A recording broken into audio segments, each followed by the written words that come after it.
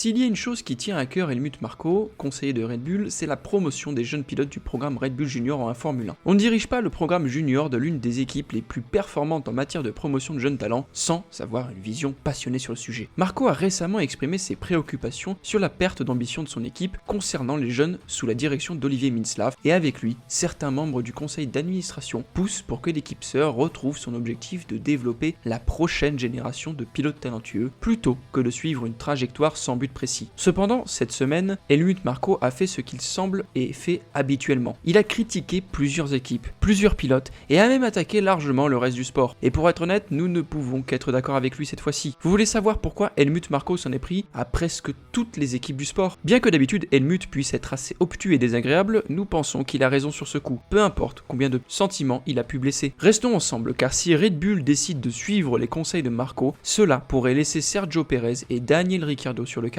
Commençons par Helmut Marko qui, dans sa récente chronique pour Speedweek, a en fait loué Ferrari pour la promotion récente d'Olivier Biermann en F1. Il a souligné le fait que Ferrari était ouverte à observer les performances de Biermann en F1, remplaçant ainsi Carlos Sainz lorsque son appendice a décidé de ne plus fonctionner, ce qui nous semble être assez une critique claire de sa propre équipe qui semblait ne pas vouloir reconnaître les mérites des apparitions de remplaçants de Liam Lawson pour Daniel Ricciardo l'année dernière. Dites-moi si je lis trop entre les lignes, mais connaissant Helmut et sa manière d'agir, je pense que son message était assez clair. Comme il l'a dit à propos d'Olivier Biermann, il était au bon endroit, au bon moment, et montera en F1 l'année prochaine. Sa course chez Ferrari lui a montré son avenir en F1, mais si l'on regarde ses résultats en Formule 2, les choses seraient bien pires pour lui. Mais c'est bien que des jeunes entrent en F1, je suis totalement en faveur de cela. Et comme si cela ne suffisait pas comme critique envers sa propre équipe, il a clairement exprimé ses pensées sur le fait que certaines personnes occupent des places en F1 pour des raisons autres que la course. Des places que des jeunes pourraient utiliser pour prouver leur valeur dans le sport au lieu de rester sur la touche. Comme par exemple Lawson et d'autres pilotes, dont certains sont champions de F2 ces dernières années mais n'ont pas eu la chance de piloter un F1, même lorsque des sièges n'étaient pas forcément mérités par leur pilote titulaire. Voici ce que Marko a ajouté. Je ne peux nommer personne, mais il y a des pilotes sur le terrain qui stagnent et sont un peu meilleurs ou pires selon leurs humeurs. Ils bloquent le chemin aux jeunes pilotes. Les équipes ont aussi peur des juniors. Bien sûr, ils font des erreurs, mais je ne préfère que quelqu'un fasse des erreurs, soit porteur d'espoir pour l'avenir plutôt qu'il y ait plus d'amélioration.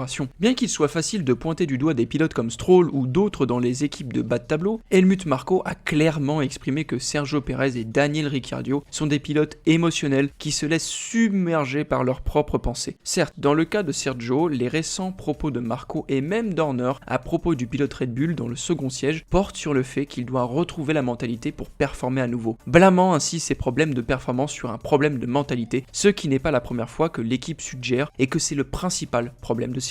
Pendant ce temps, Ricciardo lui-même a déclaré qu'il avait retrouvé le bon état d'esprit pour être compétitif. Sa meilleure performance de la saison venant après que Jacques Villeneuve ait apparemment déclenché une bonne performance de Daniel par ses critiques. Ce qui n'est pas forcément nécessaire et une bonne chose, car si vous avez besoin de quelqu'un d'autre pour vous motiver en vous disant à quel point vous avez été mauvais, alors vous dépendez de vos mauvaises performances pour être motivé en premier lieu. C'est un cycle confus et cela ne semble certainement pas pointer vers une stratégie à long terme pour réussir dans le sport. La critique peut certainement s'appliquer à une grande partie du tableau, mais clairement la frustration de Marko vient de beaucoup plus près et il utilise simplement l'histoire positive de Biermann tout en faisant allusion aux autres histoires négatives dans l'autre équipe et leurs pilotes ou au manque de promotion des juniors pour faire passer un message simple. Donner une chance aux jeunes. Après une saison qui n'a vu aucun pilote rookie pour la première fois, ce que nous avions clairement exprimé dès les débuts de la saison comme quelque chose que nous n'aimons pas, nous pourrions potentiellement voir un quart de la grille composé de pilotes rookies. Vous vous demandez probablement comment cela est possible, et nous nous posons la même question. Cependant, en y réfléchissant, cela pourrait devenir une réalité dans quelques semaines à peine. Nous avons déjà Biermann, confirmé chez Haas, Alpine évaluant actuellement leurs options avec Jack Doohan comme possibilité réelle.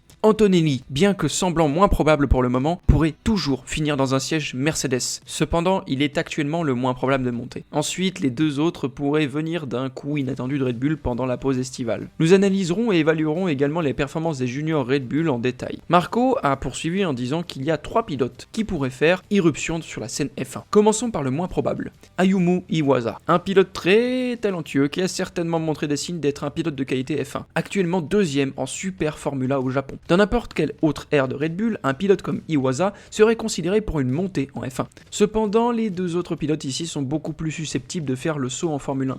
L'un est clairement Liam Lawson, qui a été promis à un siège en F1, et s'il n'en obtient pas un pour 2025, il est libre de quitter Red Bull en tant qu'agent libre. Comme Bierman, il a démontré une capacité claire, et s'est même prouvé aux côtés du pilote actuel de Williams, Alex Albon, en courant ensemble dans d'autres catégories comme la Super Formula mentionnée. L'autre pilote est celui que ceux qui ne regardent que la F1 ne connaissent peut-être pas, et c'est l'actuel leader du championnat F2, Isack Hadjar, que Marco croit capable de passer à la table supérieure dès l'année prochaine. Hadjar a pris la tête du classement F2 avec sa victoire dans la course principale à Silverstone. Il ne faut pas oublier qu'il a été malchanceux plusieurs fois, avec une panne moteur, un moteur de réserve qui ne fonctionnait pas et 2 pannes d'alimentation en carburant. 2 fois, il a également été sorti de la piste sans que ce soit sa faute, sinon il serait loin devant dans le championnat. Marco a également mis en avant le pilote britannique Avid Lindball, qui a remporté 2 courses en F3 à Silverstone, renforçant ainsi l'espoir pour l'avenir au-delà même de l'année prochaine pour le programme junior de Red Bull. Et ce n'est pas seulement Marco qui voit le potentiel d'Isack Hadjar, car Christian Horner a également déclaré à propos du jeune Red Bull: il fait un excellent travail, il a passé un bon week-end, c'est bien de voir à la fois Isack et Arvid gagner la course en F3 ce matin. 2 talents exceptionnels qui émergent. Il fait valoir ses arguments pour l'année prochaine, c'est pourquoi nous ne sommes pas pressés de finaliser les sièges dans l'équipe sœur. Soyons honnêtes, il n'y a que 2 sièges disponibles chez Red Bull au total, avec l'un des sièges de l'équipe sœur déjà. Donc si ni Daniel ni Checo ne prouvent qu'ils sont capables de garder leurs équipes respectives compétitives, Red Bull a l'option de lancer son pipeline de pilotes brutal en prouvant et en promouvant le talent déjà prouvé par Lawson dans l'équipe principale pour renforcer les espoirs de championnat des constructeurs de Red Bull pour 2025. Tandis que Isack Hadjar, ayant probablement terminé au moins dans le top 3 du championnat F2, peut entrer dans la seconde équipe aux côtés de Yuki Tsunoda et continuer son développement car il semble vraiment être le candidat idéal. Pour Lawson, un passage immédiat à l'équipe principale viendrait avec une pression distincte. Nathalie Pigman, affirmant que l'histoire de Nick De Vries devrait donner à Red Bull suffisamment de raisons d'être prudent. Cependant, un pilote ayant de l'expérience de saisir les opportunités en F1 et de les convertir en carrière, Alex Wurz n'est pas du tout d'accord. Il affirme que Lawson serait capable de gérer cela, et non seulement cela, qu'il a une chance de réussir et de tracer la voie pour que d'autres pilotes juniors fassent leur entrée en scène. Une opportunité, il faut la saisir. Si tu veux te mesurer au grand, alors fonce. Tu peux seulement surprendre, peut-être avec un peu de chance. J'étais ici à Silverstone, il y a longtemps comme pilote de remplacement. Je suis allé directement sur le podium le jour suivant. J'avais plusieurs équipes m'appelant pour un contrat.